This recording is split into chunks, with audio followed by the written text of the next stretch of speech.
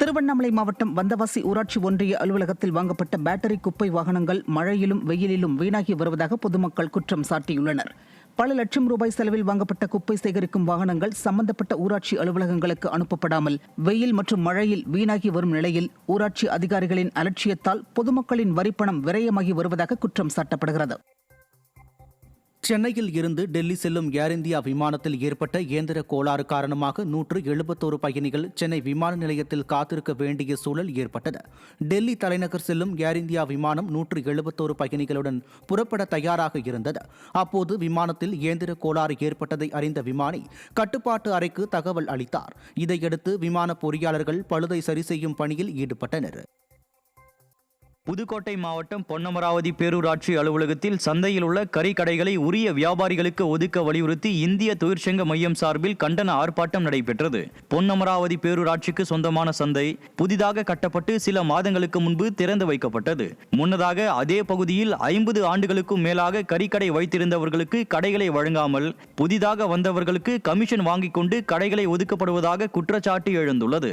இதனால் கடைகளை உரிய நபர்களுக்கு ஒதுக்க வலியுறுத்தி பொன்னமராவதி பேரூராட்சி அலுவலகத்தில் இந்திய தொழிற்சங்க மையம் சார்பில் கண்டன ஆர்ப்பாட்டம் நடைபெற்றது. ஏற்கனவே அங்கே ஏறத்தாழ அங்கே கடை வைத்திருக்கக்கூடியவர்கள் அவர்களை விட்டுட்டு மீதம் இருக்கிற இடத்துல இவங்க டெண்டர் வைக்கிறத பற்றி எங்களுக்கு ஆட்சேபனை இல்லை. எனவே அந்த 11 பேருடைய வாழ்வாதாரத்தை சீரழிக்கிற டெண்டர் என்கிற முறையை நாங்கள் எதிர்க்கிறோம். அவர்கள் 50-60 ஆண்டுகளாக அதே இடத்துல தான் இருக்கிறாங்க. எனவே அவர்கள் அதே இடத்தில் வியாபாரம் செய்வதற்கு பிழைப்பு நடத்துவதற்கு தமிழ்நாடு அரசும் மாவட்ட நிர்வாகமும் பேரூராட்சி நிர்வாகம் உரிய நடவடிக்கை எடுக்க வேண்டும் என்பதற்காக இந்திய தொழிற்சங்க மையம் CIT சார்பில் இன்றைக்கு காலவரையற்ற காத்திருப்பை நாங்கள் தொடர்ந்திருக்கிறோம். அதிகாரிகள் தலையிட்டு பேச்சுவார்த்தை நடத்தி கொண்டிருக்கிறார்கள். பிரச்சனை தீர்கிற வரை, கோரிக்கை நிறைவேறுகிற வரை இதே இடத்தில் நாங்கள் அமர்ந்திருப்போம் என்பதை தெரிவித்துக் கொள்கிறோம். திருவள்ளூர் மாவட்டம் பொன்னேரி அருகே வழக்கறிஞர் பார்த்த சாரதி தாக்கப்பட்டதற்கு எதிர்ப்பு தெரிவித்து வழக்கறிஞர் சங்கத்தினர் ஆர்ப்பாட்டத்தில் ஈடுபட்டனர். சென்னை அடுத்த நீலாங்கரை காவல் நிலையத்தில் வழக்கறிஞர் பார்த்த சாரதியை காவல் ஆய்வாளர் பிரவீன்குமார் தாக்கியுள்ளார். இதனை கண்டித்து கிரிமினல் வழக்கறிஞர்கள் சங்கம் சார்பில் பொன்னேரி நீதிமன்ற வளாகத்தில் ஆர்ப்பாட்டம் நடைபெற்றது. விடியாத திமுக ஆட்சியில் வழக்கறிஞர்கள் மீதான தாக்குதல் அதிகரித்துள்ள நிலையில் வழக்கறிஞர்களுக்கு பாதுகாப்பு சட்டம் இயற்ற வேண்டும் என கண்டன கோஷங்களை எழுப்பினர். ராணிப்பேட்டை மாவட்டம் ஷோலிங்கர் வட்டாட்சியர் அலுவலகத்தில் நடைபெற்ற விவசாயிகள் குறைதீர்வு கூட்டத்தில் விவசாயிகளின் குறைகளை கேட்க அதிகாரிகள் இல்லாததால் ஆத்திரமடைந்த விவசாயிகள் கண்டன ஆர்ப்பாட்டத்தில் ஈடுபட்டனர். விவசாயிகளின் தேவைகளையும் குறைகளையும் போக்க குறைதீர்வு கூட்டம் நடைபெறும் நிலையில் கூட்டத்திற்கு வட்டாட்சியர் உட்பட அதிகாரிகள் யாரும் வராததால் ஆவேசமடைந்த மார்க்சிஸ்ட் கம்யூனிஸ்ட் கட்சியை சேர்ந்த அகில இந்திய விவசாய சங்கத்தினர் ஆர்ப்பாட்டத்தில் ஈடுபட்டனர். மேலும் நிர்வாக திறனற்ற திமுக அரசின் நிர்வாகத்தை கண்டித்து அதன் கூட்டணி கட்சியினரே ஆர்ப்பாட்டத்தில் ஈடுபட்டனர். கள்ளக்குறிச்சி மாவட்டம் திருக்கோவிலூர் அருகே உள்ள புதிய அரசு கலை மற்றும் அறிவியல் கல்லூரியை உடனடியாக திறக்க வேண்டும் என மாணவர் அமைப்பினர் கண்டன ஆர்ப்பாட்டத்தில் ஈடுபட்டனர். 18 கோடி மதிப்பீட்டில் நிதி ஒதுக்கீடு செய்யப்பட்டு சந்தைப்பேட்டை பகுதியில் திருக்கோவிலூர் கலை மற்றும் அறிவியல் கல்லூரி கட்டி முடிக்கப்பட்டு 2 மாதங்கள் கடந்தும் இன்று வரை கல்லூரி திறக்கப்படவில்லை. இதனால் ஆத்திரம் அடைந்த மாணவர்கள் ஆர்ப்பாட்டத்தில் ஈடுபட்டனர்.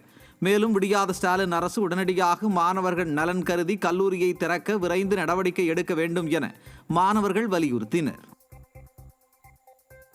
3 மாசம் ஆச்சு கட்டி முடிச்சு. ஆனா திறக்கிறேன்னு சொல்லிட்டு ஒன்னுத்தையும் திறக்கல. அவனுக்கு என்னன்னா டேட் ஒன்று சொல்றாங்க, இந்த மாதிரி ஜனவரியில திறப்போம், டிசம்பர்ல திறப்போம் அப்படின்ட்டு. பிப்ரவரியும் வந்துருச்சு. பிப்ரவரியிலயும் அவங்க இன்னும் திறக்கிற மாதிரி தெரியல. இன்னைக்கு ஏதோ டேட் கொடுக்குறேன்னு சொன்னாங்க. இன்னைக்கு வந்திருக்குது, இன்னைக்கு போராட்டம் அறிவிச்சதுனால வந்திருக்குது அப்படின்றாங்க. கடலூர் மாவட்டம் காட்டுமன்னார் கோவிலில் அரசு வீடு தருவதாக விடியாத அரசு ஏமாற்றியதால் மாட்டு கொட்டகையில் வசிக்கும் அவலநிலை ஏற்பட்டு உள்ளதாக புகார் எழுந்துள்ளது. கொண்ட சமுத்திரம் கிராமத்தைச் சேர்ந்த வீரமணி என்பவர் அரசு இலவச வீடு வழங்கும் திட்டத்தின் கீழ் இருந்த வீட்டை இடித்து அரசு வீடு கட்டும் பணியை தொடங்கியுள்ளார். இந்நிலையில் பேஸ்மெண்ட் அமைக்கும் பணி நிறைவு பெற்று வீட்டிற்கான முதற்கட்ட தவணை தொகை தர வேண்டிய அதிகாரிகளை அணுகிய போது உங்களது பெயர் லிஸ்டில் இல்லை என கூறி வீரமணியை அதிர்ச்சியடைய வைத்துள்ளனர். மேலும் வீட்டை இழந்த வீரமணி மாட்டு கொட்டகையில் வசித்து வருவதாகவும் வேதனை தெரிவித்துள்ளார். இளைஞர்கள் மற்றும் ஓய்வு பெற்ற அரசு ஊழியர்களை குறிவைத்து தென்காசி மாவட்டத்தில் நில மோசடி அரங்கேறியுள்ளது. சொக்கம்பட்டி பகுதியைச் சேர்ந்த சுப்பையா பாண்டியன் என்பவர் ரியல் எஸ்டேட் தொழில் செய்து வரும் நிலையில் ஏராளமான இளைஞர்கள் மற்றும் ஓய்வு பெற்றவர்களிடம் தன்னிடம் பணம் முதலீடு செய்தால் குறைந்த விலையில் நிலம் வாங்கி அதிக விலைக்கு விற்று தருவதாக ஆசை வார்த்தை கூறி கோடிக்கணக்கில் மோசடி செய்ததாக கூறப்படுகிறது. இந்நிலையில் பணத்தை திருப்பி கேட்டால் கொலை மிரட்டல் விடுவதாகவும் பாதிக்கப்பட்டுள்ளவர்கள் வேதனை தெரிவித்தனர். விடியாத திமுக ஆட்சியில் குற்றவாளிகள் எளிதாக தப்பிக்கும் நிலை உள்ளதால் இதுபோன்ற மோசடி பேர் வழிகளுக்கு துணிச்சல் ஏற்பட்டுள்ளதாக விமர்சனம் எழுந்துள்ளது. சென்னை முடிச்சூர் அடுத்த வரதராஜபுரத்தில் 4 ஏக்கர் விவசாய நிலத்தை பயிர் செய்து பிழைத்து வரும் குத்தகை ஒப்பந்ததாரரை நிலத்தின் உரிமையாளர் தாக்கி கொலை மிரட்டல் விடுத்தது பரபரப்பை ஏற்படுத்தியுள்ளது. கடந்த 50 ஆண்டுகளாக வரதராஜபுரத்தில் ஃபாத்திமா என்பவருக்கு சொந்தமான 4 ஏக்கர் 75 சென்ட் விவசாய நிலத்தை வேணுகோபால் ஒப்பந்தம் செய்து விவசாய பணிகளை செய்து வந்ததாக கூறப்படுகிறது. இந்நிலையில் வேணுகோபாலின் மறைவிற்கு பிறகு மகன்கள் நிலத்தை பராமரித்து வந்த நிலையில் பயிர் வைக்க சென்றபோது நிலத்தின் உரிமையாளர் அடியாட்களை வைத்து அடித்து கொலை மிரட்டல் விடுத்து விரட்டியடித்துள்ளனர்.